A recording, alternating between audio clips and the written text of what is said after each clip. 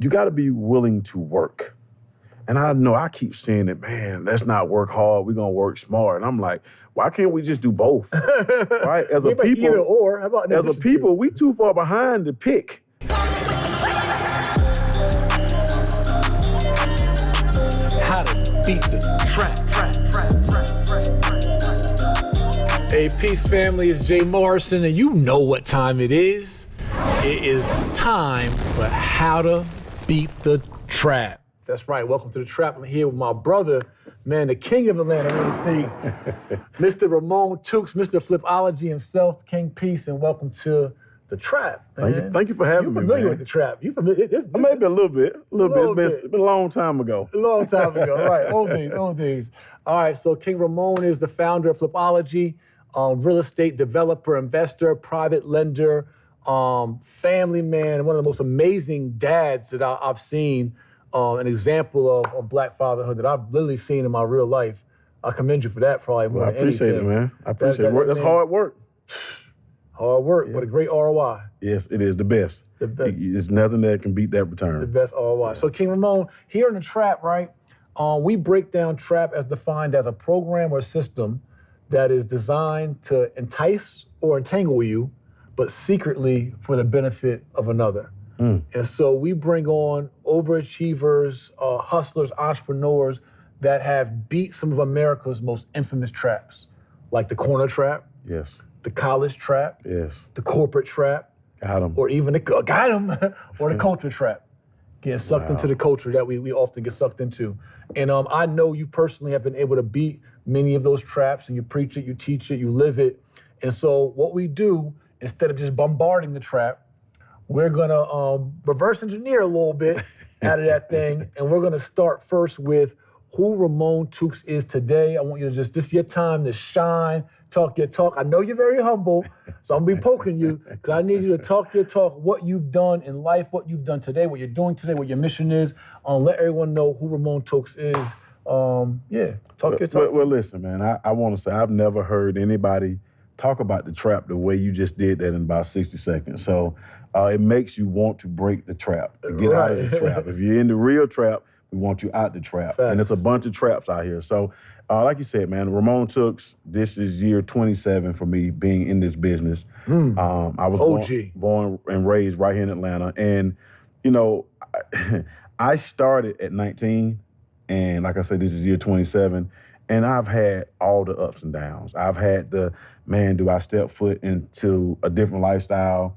You know, I'm gonna chase the women lifestyle. That's a whole nother trap. That's the part of the culture. That's the culture. I've never been trapped into the corporate lifestyle, because I've always been corporate, because we were trained as kids to be on our own, to be entrepreneurs. So that part I didn't get involved in, but everything else I did, man. So over the past 27 years, you know, fixing and flipping, developing, wholesaling, buying, holding, you know, losing it all at 32 years old back in 2008, including my family with divorce. So, you know, it's a lot of things that you have to overcome. But one thing I do know, if we love what we say we really love, which is the community and our families, we don't have a choice but to beat it. So it ain't really beating it, it's just keep going. Right. Just keep going, man. Yeah. So I want to get into that whole story. You know, what are you doing current day right now? Who are you to the world, or what are you doing? What are your companies doing? You know what? And educating and hopefully inspiring, one. So we do have a brand called Flipology, which is the science of flipping real estate. And we started that about 7 years ago. Science. It's got to be a science to it, man. And so we're still educating. We took one of your pages out of your book, man, a couple of years ago, and you know, we went on tour.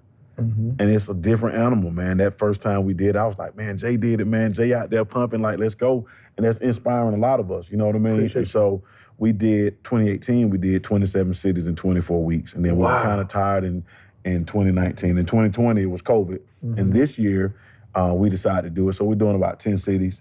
And the feel I get when we go into different cities inspires me to come back and do more. And so what we're doing, we're partnering with folks in those cities to make sure that the people in the city have the resources and the people right there in the city. I don't need them to say, well, I need to talk to Ramon. I need them to say, you know what, I got a developer here, I got a lender here, I got an agent that can talk about home ownership. So that's kind of where we've been this year. just continue to educate. And then, my day job is I'm a developer. So small multifamilies, we do a lot of fix and flips. We got a project right up in, in East Point that we're doing about 20 townhouses. So Nice. I just want to continue to do that and grow. Right. That's something that I love to touch real estate. I'm not the person that says I want to, do 20 different things unless it's in real estate. I love real estate. Yeah, my brother's been very, very consistent in the business. Super consistent since I met you. And I remember meeting you in, might have been 15, 16, I think. It was 15. 15, it might have been 15, end of 14, 15, and we were on the West End. And you were like, listen, the belt line is coming here. All this, you predicted it all. You told it all, and we watched it happen in real life over the last several years. Everything you said came true. Past 5-6 years, man, we've never, I've been at it 27 years, and I've never seen this. I thought prior to 2008 was golden, but what's happened over the past 5 years, it's been an explosion like no other. Past 4 or 5 years, and I don't know when it's going to stop, but I don't know when we'll see it again. Right. So we got to take advantage of it right now. No matter where you are, you can take advantage of where we are in this market. Absolutely. All right, so I was proud of my little 20 years in the business, but we're proud of it too. We get ready to celebrate. For 27 years, man, that's amazing. Nearly 3 decades in the business. I know you've learned through different markets, different trends. So you got Flipology, educating, teaching the masses, been doing that consistently, still developing all things entrenched in real estate. Tell us about fatherhood, man, and parenthood, which I think is an amazing accomplishment of yours as well. Well, you know what? I have 5 children.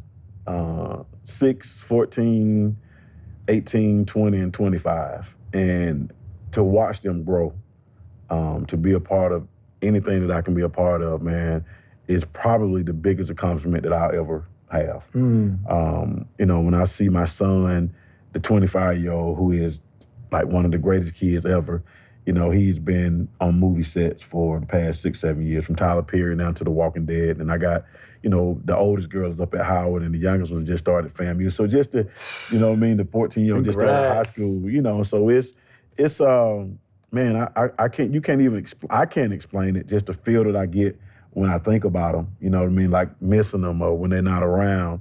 And so fatherhood is something that I tell people very seriously, because that's our only real shot at making that impact. Right. Like when you're a father, you got to do your job. And our job is to protect and provide. Like anything outside of it is a bonus. We got to protect at all costs and provide at all costs. And when you're not doing that, if it means we got to scoop cat poop for a living or elephant poop or whatever it is, as long as we're not hurting somebody, we got to provide for them, because that's what we're here for.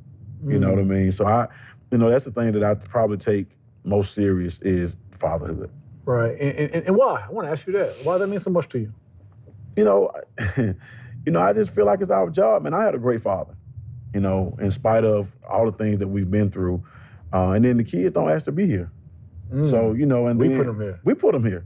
Whatever. Literally. We put them here. but when you think about our father, right, how he protects us and forgives us and provides for us, that's like the example, the perfect example. So, of course, we can't be as perfect as him, but we can definitely give it a go.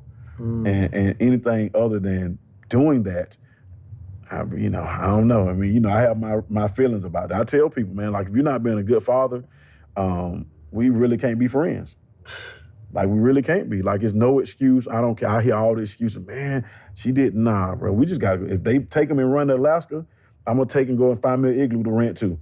Like, we're going to take care of our kids. And so that's the main thing, man. You provide for your family, and then especially your kids, man. Yeah, I think outside of real estate and business, probably one of the biggest places we align. I'm an advocate of that. Like, out-of-state dad, all of that. Like, whatever it is. I ain't disappearing. I ain't going nowhere. Like, nah. Like, all y'all stuck with me.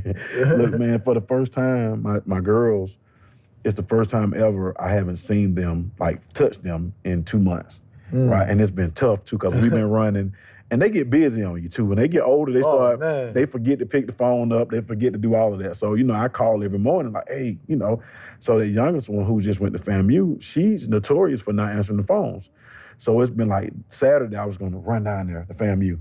And I was like, if I run to FAMU, the other one in Howard going to be like, hey, you went down there, so you got to come up here. And I was like, I'm going to catch y'all at Thanksgiving. But for the first time, and it's a funny feeling, man, for 20 years, 18 and 20 years, I've never been without like maybe 2 weeks, a week if they're on vacation, touching them. And man, 2 months, I done had like withdrawals. Like I need to talk to my babies, man. So it's a special feel, man. You know, and then especially, no knock on the boys, but it's a special feel for the girls. Oh, I'm a girl. I'm a girl dad only, so I ain't even got. That's all I know. Yeah, it is, man. So that fatherhood is number one for me, man. How are you able to balance, being an intentional father with? I mean, you're busy in the real estate side and the business side too, and the education side. How are you able to balance those?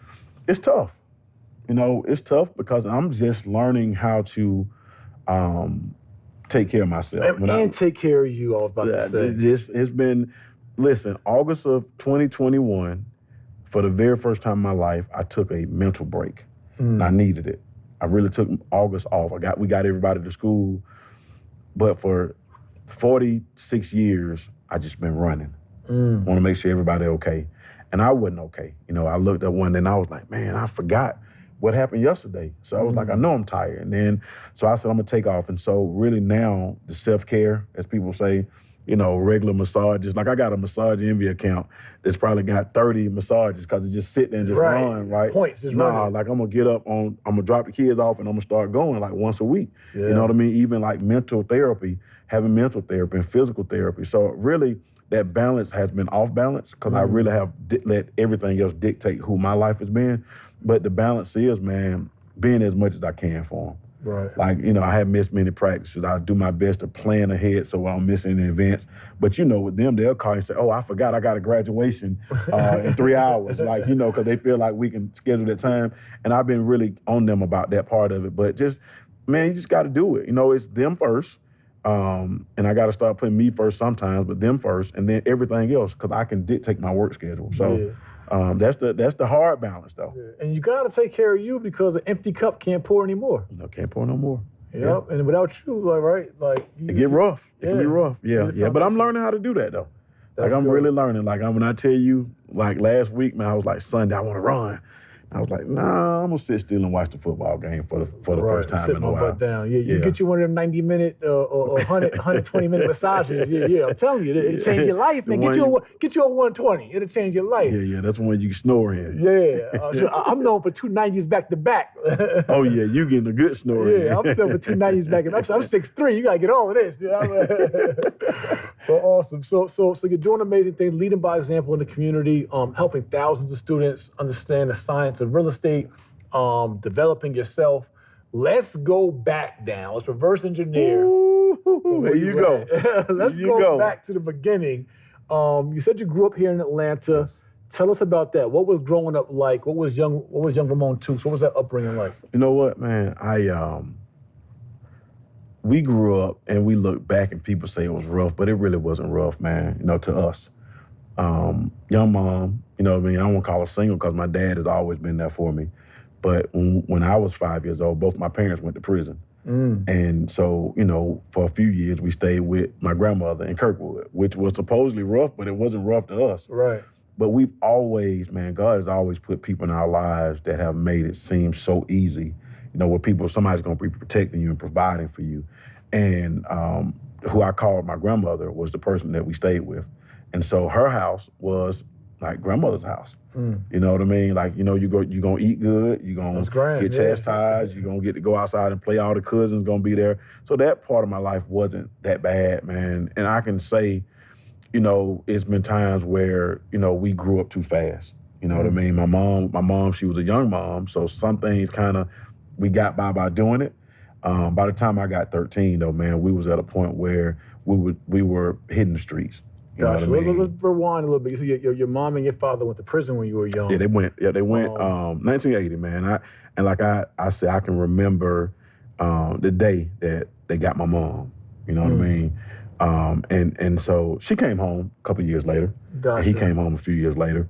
But again, we were with the person that we called my grandmother. Gotcha. And what was that? What was the charges or the It was drug charges. Yep. Drug charges. Yep. Back in the 80s. We just seen a article about it, man. And so people have came to us and want to talk about it, but it's been something because of our lifestyles and the way we were raised. We just kind of say, you know what, y'all just stuff, y'all just leave that alone.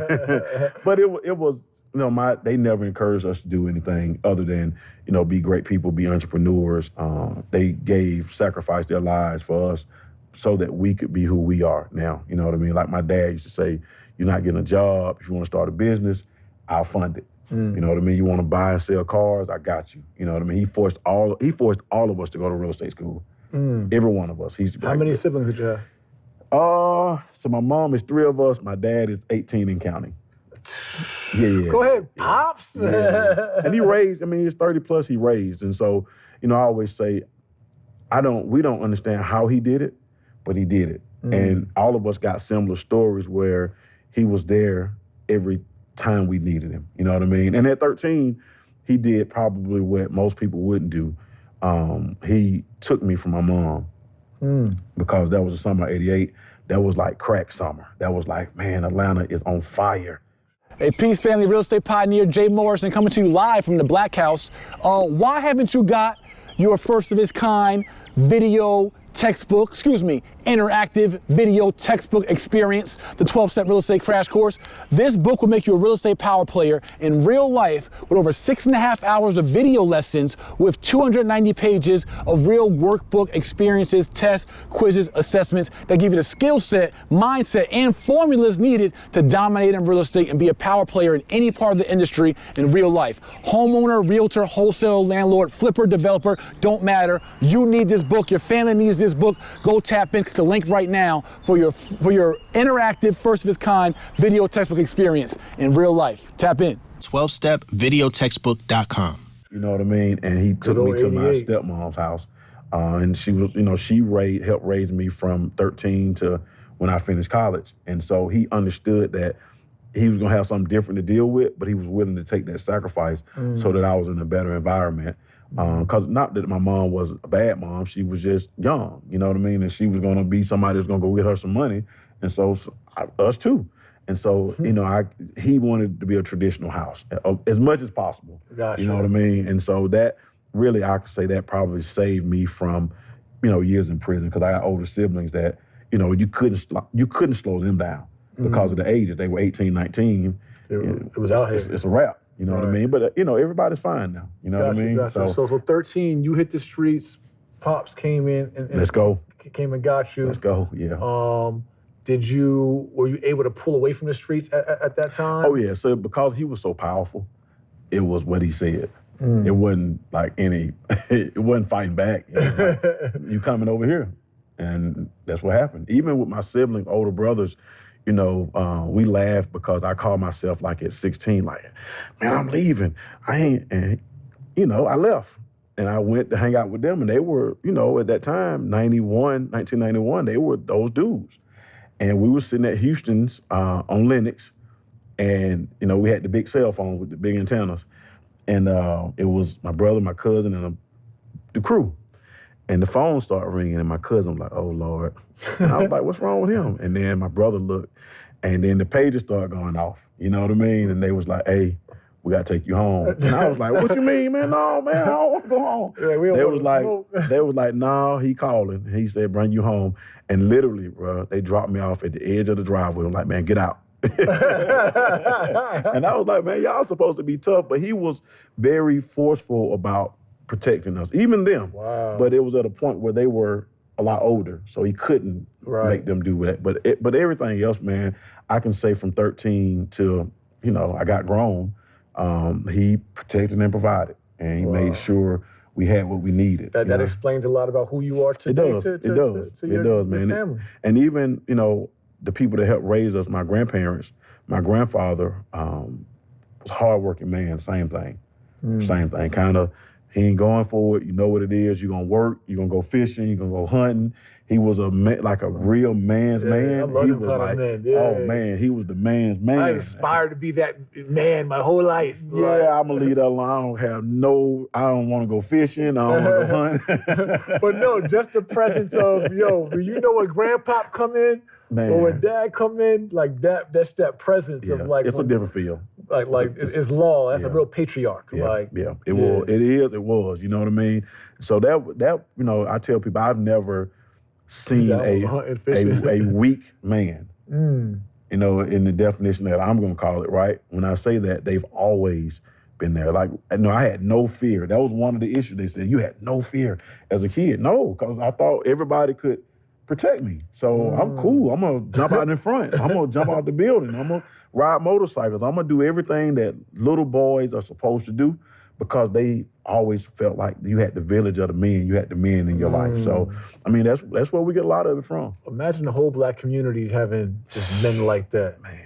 Imagine that being the man standard in the Black culture. Yeah. And you know what, though? You know what, Jay? It really is, for the most part.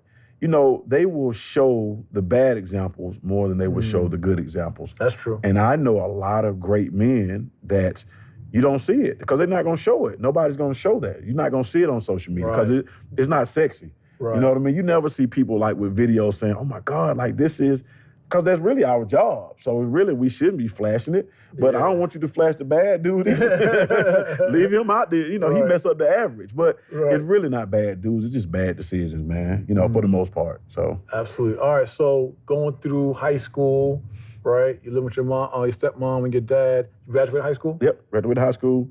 Graduated high school on my 18th birthday. My father encouraged us, man, to start businesses. So a week later, I started college. And, I had that thing in me still, right? But I started college because 92, 93 was the result of the 1988 crack epidemic, right? They were locking everybody up. So I didn't really have no friends. Like my brothers, my cousins, everybody going to prison. So I'm like, nah, I'm going to go ahead and go at Georgia State. So June 17th, 1993, I started Georgia State and went through, got my undergrad in criminal justice. I wanted to be the next Johnny Cochran. I saw my brothers and cousins giving out like 50,000 retainers to the man with the ponytail. And you saw Johnny Cochran, you know what I mean? So those were the years where I really wanted to be an attorney. So went there, got my real estate license. What was it, 95? Yeah, 95, got my real estate license. So, I started kind of being in that world. What made you aspire to get the license? My dad made us. Yeah, he made, everybody going. Yeah, like, you going to get your license, whether or not you use it or not. A lot of us didn't finish it, but I just pushed through because that was my hero too. You know what I mean? Just like a great man, strong man, and he had money. You seen him with money. He had the cars. He had, and so I didn't know who else to look up to. It wasn't like the guy on TV. It was him. He was right there. So, went through, had my license while I was in college and started doing bird dogging. We call it, it was a less sexy way of saying wholesaling. Right. You know what I mean? And so started referral fees. Referral fees. That's all we got. $500. We $500 people to death. 500 to 1,000. And then we started buying holding. Wasn't any flipping. It wasn't sexy. I mean, we saw carton sheets on TV. We saw, if y'all are old enough, Different Strokes. He was a developer. You remember that? Oh, wow. I didn't even put that together. Yeah, you remember Mr. Drummond was a developer, man. He was a big developer, yeah. So we used to laugh and say that was us. Like me and my brother used to say, that's us, man. We had to leave over there and, when they went to prison and go. But just really was excited about real estate. Got bit by that bug early. And so during college, man, 1920, I knew I wanted to go to law school because I really did want to be an attorney. So, fast forward, I was still doing real estate. Didn't get it accepted in the Georgia State's law school, but got accepted in the Emory. And so I ended up going to Emory Law School and finishing in 2003. So, but I never used it. By the time 2003 So you finished law school? Yeah, I finished law school, 2003. Wow. But I never used it. By the time 2003 hit, man, we was making so much money in real estate. There's no way you was going to tell me I'm going to make $100,000 a year. Right. Impossible. Right. You know what I mean? By that time, it was, we were, nightclub owners, restaurant owners, rooming house owners, development owners. It was like, I'm not stopping. Right. And so, 2003 was that year. And, ever since then, man, just been real estate. Just real estate. Hard. Just bit the bug and just all in. Oh, man. Love it. Even in the bad days. Even 2008 through 10 was horrible. But what else did I didn't know nothing else I wanted to do that felt the way that this business makes me feel. Yeah. What's the most you made on any development or a single transaction? Ooh. So on a wholesale deal, Well, yeah, I guess I bought it. It was a deal down in East Point, right where they put the Walmart at. Probably made like $125 in a few weeks. You know what I mean? A lot of my deals have been, the fix and flips. So they've been in that 60, 70, 80 range. On the development side, it's still been per deal. If you're developing a subdivision, I really don't look at the entire subdivision. I kind of look at per deal. So I think that was probably the biggest one-time flip transaction. $125,000 in a few weeks. In a couple weeks, yeah. And it was a kind of a fluke because we were putting up a sign that says for sale or for lease right here, like literally. And a guy pulled up and said, "Hey, y'all want to sell it?" So we was like, "Yeah, whatever, yeah, sell it. Yeah, we will." And he got out the car, man, and he was like, "Yeah, I want to buy it. Me and my dad, we want to buy it." So we was like, make an offer. And when he said the number, I was like, I was going to play hardball, and I was like, nah, not this time. He was like, "I'll give you earnest money right now." Wrote a check, gave me earnest money, so I'll see you at closing. So it's a property you guys had bought or you had contracted? I had just bought it. I had literally just bought it, man. It was a small strip center and a little piece of land on the backside of the Walmart that's on Cleveland Avenue. And I mean, he was just ready to go, and I was ready to go with him. So but that was a great deal, man. But we've had a lot of hits in between. I mean, I've been involved in well over 1,000 deals, single family, multifamily, land. I believe every bit of it. I know. Yeah. It's been. We stopped counting. They told us we were supposed to keep counting, but after a certain point, man, it's like, for what? My numbers, I'm not getting like a Hall of Fame. I'm not here to impress anybody. I just want to provide and do better for the community, Awesome. All right, so we're going to segue into a part of our episode called our trap analysis. Okay. All right, so here we got King Ramon Tookes, who has been able to really, I would say, beat the college trap. He was able to leverage college for information, for a degree. I mean, getting a law degree is a big deal. But had already found his passion and purpose in real estate and go right into entrepreneurship, even starting at a very young age, was able to beat the corner trap. Yeah. Those around him might have got caught up into the game, even family, et cetera, but through his environment, through family intentional decisions, were able to bypass the corner trap and also beat the culture trap in the essence of not being a stereotype, but also prioritizing his family, prioritizing those core values he learned when he was young to be an example to us of what a real man and what fatherhood looked like in real life, and just totally demolished the corporate trap. Like the corporate trap didn't even, it was inexistent in my brother's real life. All right, so that's kind of your trap analysis, and now I want to talk about your trap transition, right? So was there like a defining moment, whether it was in college or even where it was like you deciding in that street kind of corner trap lifestyle or in a college lifestyle where you, just that day, that moment, that thing that might have like a vision you had or somebody said something to you or a moment where you knew like, nah, my life is going in this particular direction? So, I look back, man, again, I've only seen entrepreneurs all my life. Even my dad, like, he has always owned businesses in real estate, and so we saw that. So it was like, I know I'm gonna own some real estate. I know, because that's what he encouraged. Like, he never said, go get a job. Literally, he discouraged us from jobs. Like, if you go get a job, we got a problem. Like, that's disrespectful to him. Like, he was like, you can come up here and work and wash cars or whatever you got to do to come and make some real money. Respecting the legacy. Right? And so I would say, man, I think it's not one moment. I think it's a culmination of all the moments. Because I can remember back in, I might have been like 16, 17, I made this list of businesses that I wanted to own. And I probably checked off 90% of them at this point in my life. And so I knew the entrepreneurship piece was just there. I didn't know it was just going to be real estate. I knew real estate was a part of it, again, because that's what we saw. My grandfather was a roofer, and so like we were on top of buildings at very early ages, you know what I mean? But my father truly, like this is what y'all doing, all of us. And I look at my siblings, man, everybody like super strong, sometimes too strong, but the job thing, because we were bred differently, you know what I mean? Like everybody, entrepreneurs or salespeople, like I'm gonna say 90% of us are entrepreneurs or salespeople. Gotcha. And your son's 25, you said, right? The oldest one, yeah. Oldest child. Yeah. How old were you when you had him then? 21. 21. Yeah. What was that like for you going into early fatherhood? It's so normal to us. It's so many of us, right? So like we've been like raising kids or being around kids. So it wasn't scary. We got a strong support system, you know what I mean? Because there's so many siblings, you know what I mean? I got siblings that go from 30 whatever to my oldest sister just turned 58, you know what I mean? And so it's so many of us, and we're all here with the exception of 4 of us. I got a sister in Chicago. She moved to Chicago, and I have a brother that passed. So everybody else is like right here. Wow. So it wasn't a function of like, oh my God, I'm gonna need some help.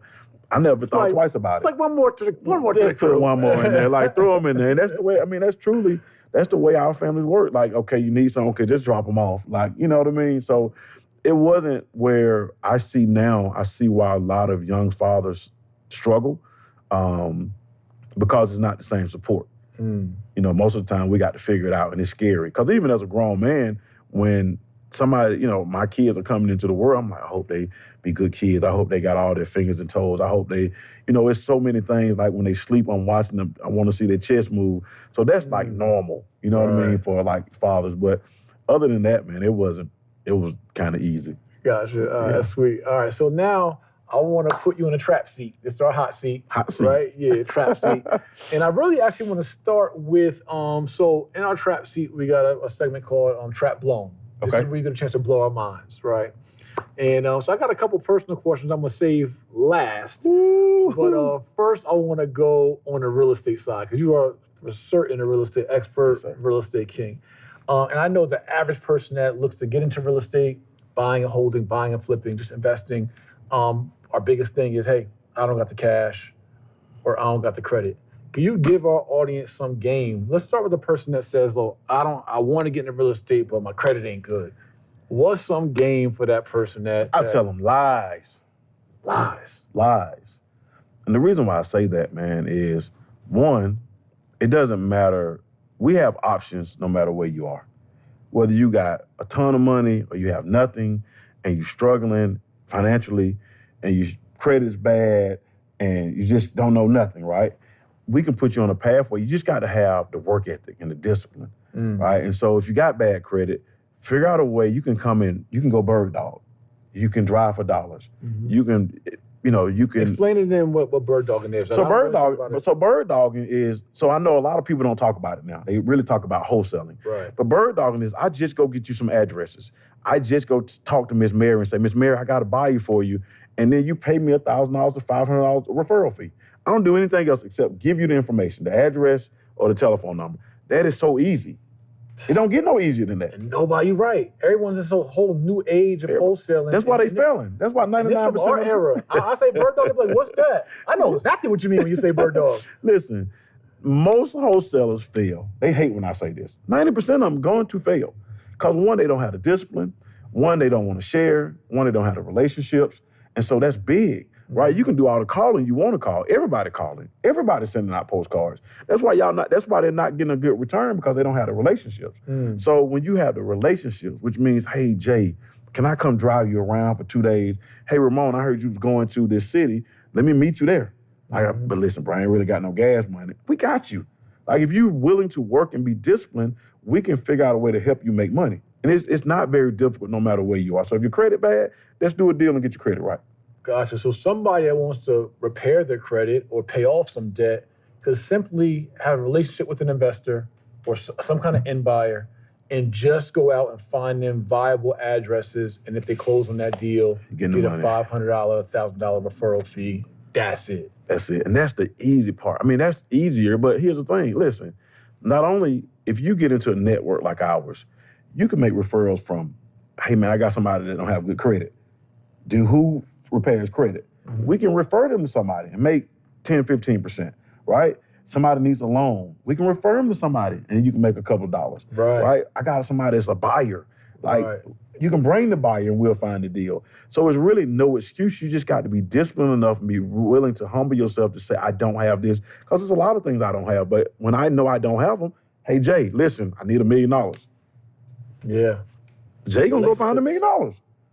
And that's where we fall short a lot of times, man. We want to wait till it's perfect, or we want to wait till we are based upon, we want that social media life. See, social media is really messing people up. Like, 'cause you're not gonna start, everybody don't start there. Right. You gotta work hard, you know what I mean? So if your credit bad, let's get it fixed. Let's work hard, get it fixed, make a couple dollars, and get it fixed. Yeah, you make a great point. And Queen Jada, grab my 12-step book for King Ramon. I want to show it to him. But I got a new video textbook coming out. I saw that. Pretty unique. But in it, I teach a philosophy I've been teaching for years, which is what you just said, is being a go-to person in your sphere of influence. Yep. You can always create money that way.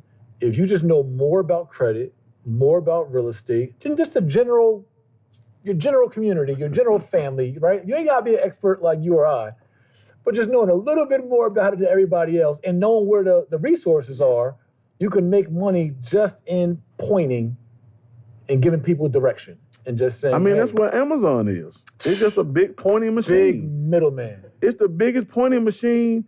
big Listen, pointing man, trap bars. It just point. It just say, you need what? Oh man, I got it. I got you. And then just go get it from where they can go get it from. Family, let's slow this down for y'all, because I want y'all to understand this is actually like a valuable gem that you can make money out of thin air. Not investing in text messaging software, not investing into like anything right now, except for having general information and being credible enough to be able to have some relationships. Now, if you're like a total scumbag, you're gonna have to rebrand yourself and do some new things, right? So you gotta be like a decent person, be able to communicate with other people, right? Now, if you're coming in, you got a dirty white tee on and your pants is below your knees, it's gonna be hard to build certain relationships, right? So there's a way you need to be able to present yourself to be able to do this.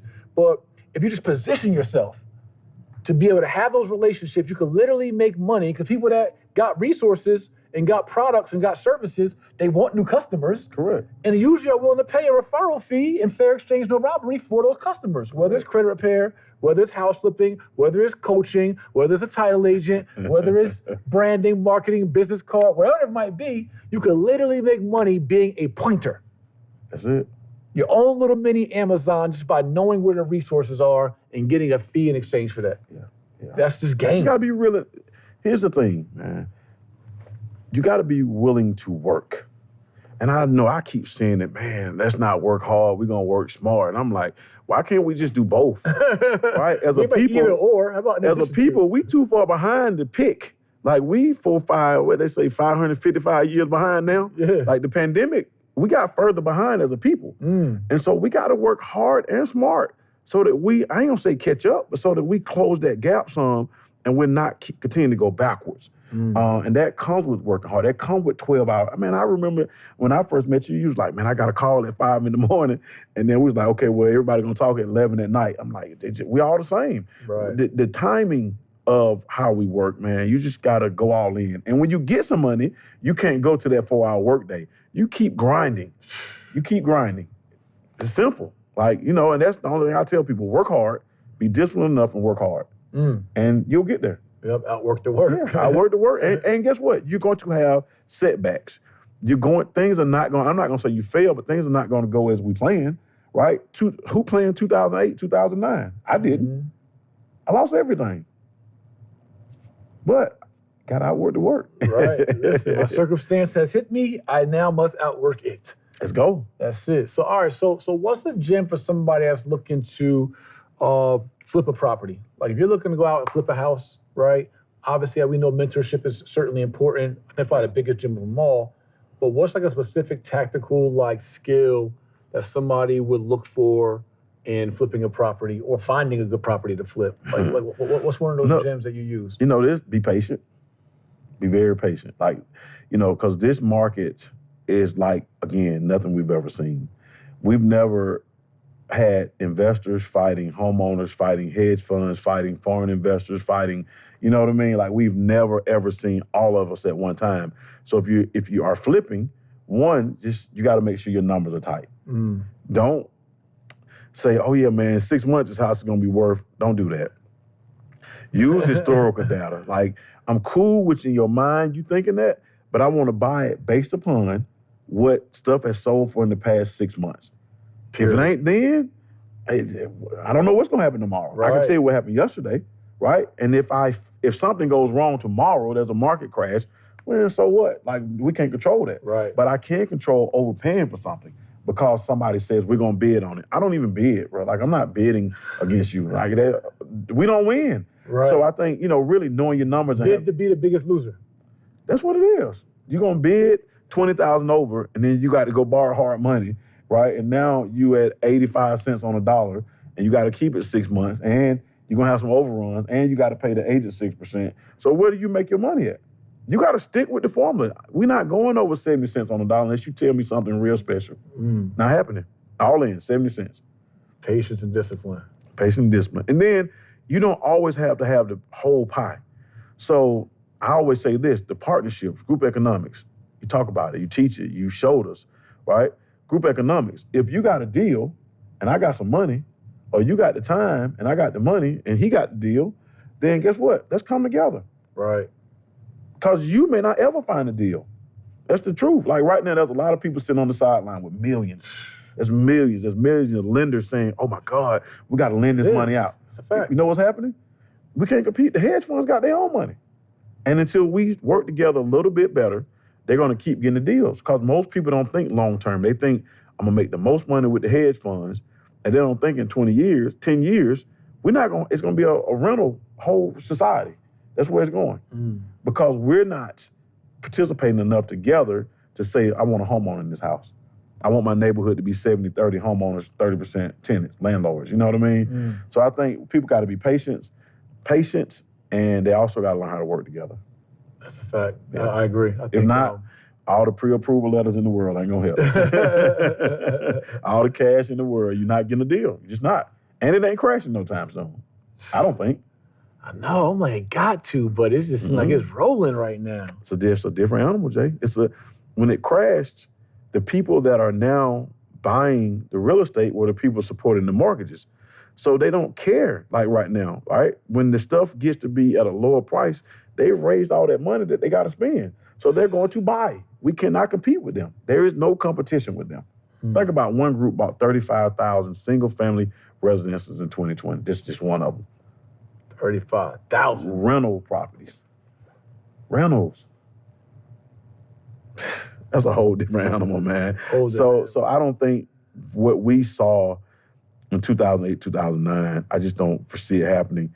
If we're going to get a slowdown as they raise the interest rates up. But think about how many people are saying right now, I can't even find somewhere to stay. I got a loan. I'm pre-approved. Like, I'm a homeowner and I can't find. How many thousands of people in that situation? So even when it slows down, they still got to have somewhere to go. All right, Ramon Tookes, trap gems right here. So, King, tell me this in trap blowing. All right, let's switch to the personal side real quick. Let's go. All right.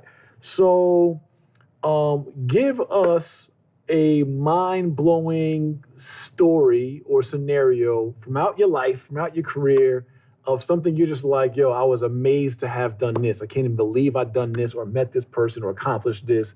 What is something that you've done or experienced that just was just mind-blowing to you? So let me say this, and then I'm going to give you one, right? I've yet to have that. And I'm going to say, again, because of how we grew up, we really expected greatness, and we saw money all the time. So when people talk about money, cars, we saw it. So like when it was kind of like, okay, it's car, money, jewelry, right? The norm. It's the norm. Like we really expected that, and so it's not anything, I don't think, financial. If I had to really think about it, and that's a good question. It can be non-financial as well, yeah. Yeah, so of course, I'm gonna take my kids out because they amaze me, right? I think, really, it's things. It's when we see people grow because of us. I'm always like amazed. It kind of brings tears in my eyes sometimes when I see, man, I remember when they started over there and maybe we went through some ups and downs, but they hung in there and now they're off to the races. Or now they started as a bird dog or a wholesaler and now I see them doing development. And it makes you feel good. I mean, not like I don't really do videos, testimonials, right? But it makes you feel good. And I think when I see that over and over and over, and when we're in different cities and we have an influence or somebody call and say, man, because of you and what you said, I didn't quit. You know what I mean? I think that's probably the biggest, because it's not a deal, man. We just getting started with these deals. So I'm not. You ain't impressed yourself yet. No, I ain't impressed yet. myself yet. We don't have a tower up yet. Yeah. You know what I mean? We don't have something that's, Tookes Towers, yeah. Yeah, we don't have it. Yeah. We don't have 50 stories. So when we hit one of those numbers, then maybe I'll be impressed. I ain't impressed yet. I got some work to do. I love it. I love it. All right, so let's go to Entrap Blown. Has there been a time that something that you regret, might have been embarrassed by, or shameful that you like, yo, if I could take that one back, I'll take that one back, man. I was tripping. When I'm real hard on myself, when deals don't go right. You know what I mean? Relationships don't go, and it can be personal relationships or business relationships don't go the way I wanted them to go. I will go into a very dark space. And so that's something that I've been working on over the years. Is there one in particular that stands out, even if you don't want to mention name? No, it's not really one in particular. It's just, anytime something don't go right, man, when a deal don't go right, or if we got something together and it don't go right, you know what I mean? Because I'm divorced, so I've been through a divorce. That was not pretty, you know what I mean? But that is just as not as pretty as when me and a business relationship don't turn out the way I want it to turn out, because of who I am and how hard I am on myself, I want it to turn out right. So if I could change things, man, things that go wrong, I always want to just say, you know what, I just let me take that, right, and then everybody else be okay, and then I can come out of it. I've always felt that way.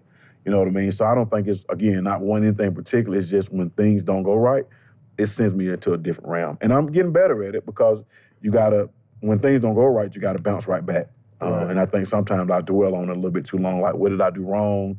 You can't take it all on you either, because it ain't always all on you. It ain't. And most of the time, feel like that. most of the time it's not. But I am responsible, because I feel like I'm the leader, and I'm most of the time in control. And so anything that goes wrong, let's fix it. And it may take 6 months instead of 6 hours. You know what I mean? But let's fix it. And then I can tell you, one of my biggest faults is, man, and this come from the way we were raised, I can walk away and not think about it.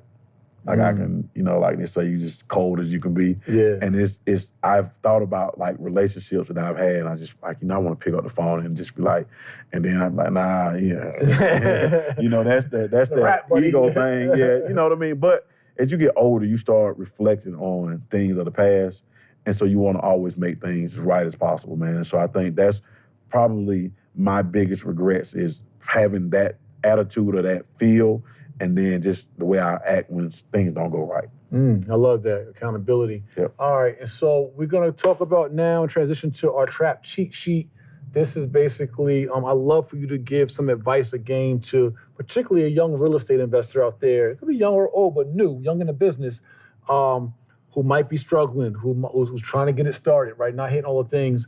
Even looking at your younger self, mistakes you might have made early in the game. You probably had a better start than most. Yeah. But what's some advice that you would give, and or a young father out there, right? Whatever's on your spirit. What's some advice that you would give a younger you, or someone that's coming through, again, fatherhood and the cultural trap, or this real estate game? Some things that they can do, or you would tell them as a cheat sheet to get it going. I'll hit both of those. So, young real estate investor, build your relationships. The money part gonna come, right? It's just a part of it, man. It's a part of, listen, you're gonna have ups and downs, we're gonna win and lose some, but if we here together, and we here together, if we lose, we're gonna go back and get it. And for those people that are in the street, you understand, if we lost and we together, we got to go back there and get it, right?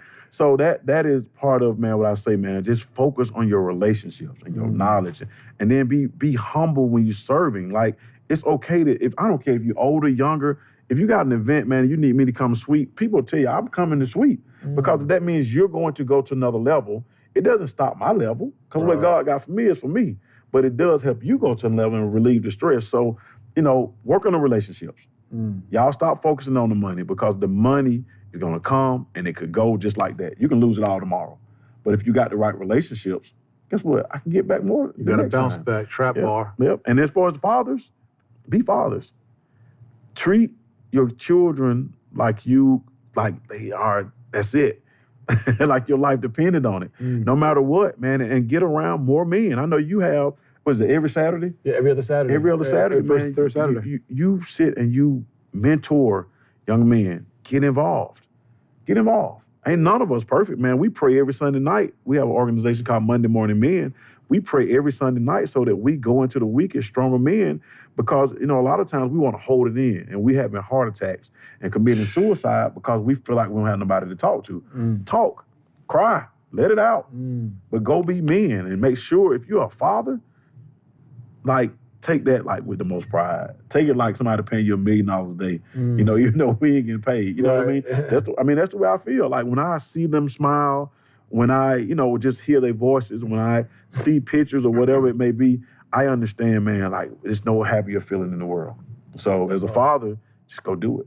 Go do it. Go father up. Go father up. All right, so King, where can our audience tap into your mentorship, your trainings? Where can they follow you? Where can they get more of all things Ramon Tookes? I'm Ramon Tookes on all social medias: Facebook, LinkedIn, Instagram. I haven't TikTok yet, but that might be added too much on my plate. But I'm Ramon Tookes, man. I'm easy to find. Same cell phone number, 20 plus years.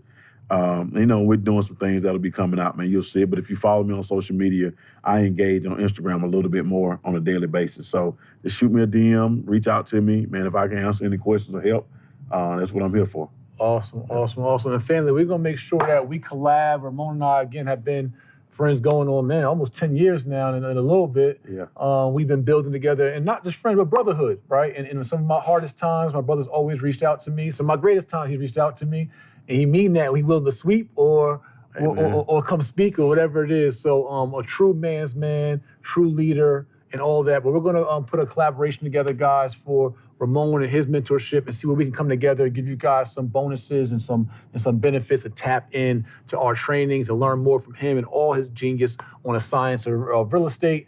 So guys, make sure you stay tuned. Follow my brother. I thank you for coming to the trap, man, and drop these gems and give me some energy. Always a recharge when I talk to my brother. Family, Ramon Tookes just came in as one of the biggest men to come to the trap and show us what a real man looks like in real life, what he talks like, the self-accountability, the leadership, and we need more of that in the community, especially if we're gonna beat the trap. So guys, make sure you subscribe to the podcast, share this podcast, give it to somebody you know needs to hear these words of wisdom, right, coming from the king, Ramon Tookes, right here out of Atlanta, Georgia. And we'll see you next time on the next episode of How to Beat the Trap in Real Life. Hey, peace family, it's Jay Morrison, co-founder of the Legacy Center here in Atlanta, Georgia. And I want to invite you all to be a virtual member of our building, our Class A office space, also known as the Black House. From anywhere in the world, you can house your business here in Atlanta, Georgia, and have your virtual address be our address. Get your own suite number.